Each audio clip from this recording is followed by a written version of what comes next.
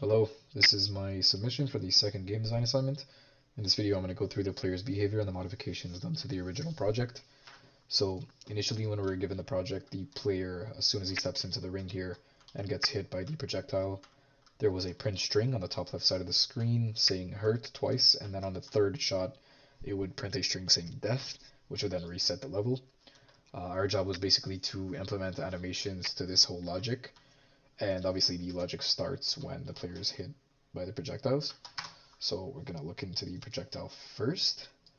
The projectile is super simple, just has a sphere collision over it. That sphere collision is basically casted to the player blueprint, and the player blueprint then calls the onHurt function, which we'll look at in a second. This damage variable over here, which is a float, will basically determine how much damage each bullet will do to the player.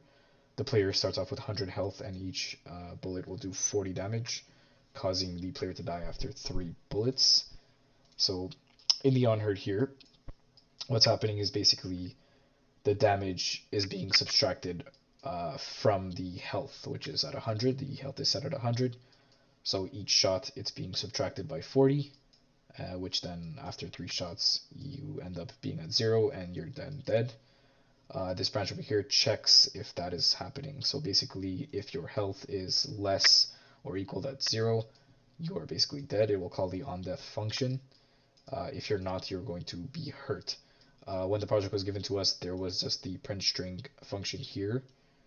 We then had to take that off and then set isHurt to true, because initially over here in the stop being hurt after 0.9 seconds, isHurt is set to false, but I noticed that it was never set to true. So after looking at it here, obviously it would have to be set to true, and then that would basically cause the player to get hurt. In terms of the animation, that's going to be happening in the player animation blueprint.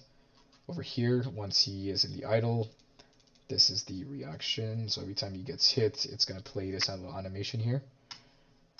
What causes the player to do that is basically these two conditions. So from the idle animation, for him to get into the hit react, you do have to link the player's blueprint to the event graph of the player animation blueprint.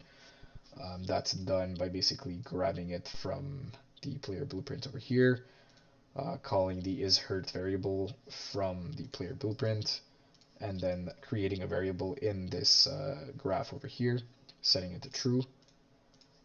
So since this graph pretty much now knows when the character is getting hurt, after creating this variable isHurtSM, which is pretty much isHurt state machine, it basically checks when the player is getting hurt, and it'll enter the hit react animation if this is true. So isHurt is true, you'll then go into the hit react. If it is not true, you'll then go back to the idle rifle hip.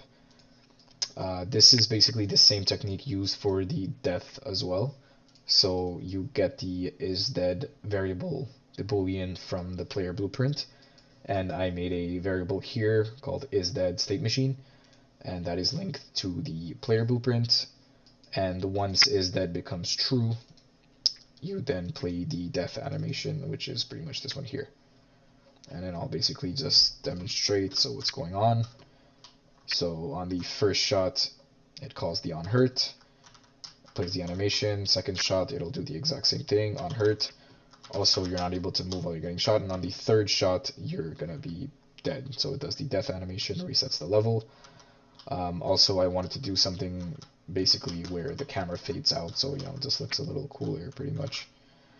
So speaking of the camera fade, let's go ahead and check out the onDeath function that's being called after we get shot 3 times.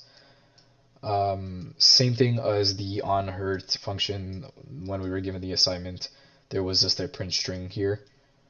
So I obviously noticed that during this whole logic in the event tick that's checking every single second if we're being hurt or are we dead, the isDead boolean is never set to true. So I obviously went into the onDeath function. I just set the isDead to true, and after the isDead, I just did I got the player camera manager, which is basically, well, the player's camera, and then I did a start camera fade from 0 to 1, which basically leads the screen to black and then reloads the level. The reload level is simply just a get current level name, and then it goes back to the same level which is pretty much the one that we're currently in. All of this happens once this boolean that is checked every second is pretty much true. Now, in terms of the movement stopping every time we get shot, so pretty much as you can see here, once the player gets shot, if you try to move, nothing happens, and then also when you're dying, nothing happens. I also block the mouse from moving. Basically what's happening is up here at the movement, so the WASD, there's going to be a branch that checks if the player is crouched, if they're dead, if they're hurt. When the player, and this is a OR boolean that checks all three of these pretty much, so if any of these are true, nothing will happen. So if I'm dead, obviously I can't move.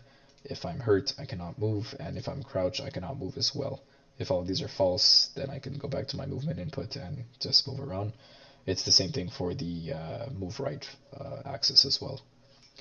As for the camera to stop moving when the player is dead, all I did was put a branch after the input axis, turn and look up, basically stopping the camera from moving once the player is dead. So if this is true, it'll disable the camera, and then if this is true as well, it'll disable the camera. If it's false, you're able to move your camera around.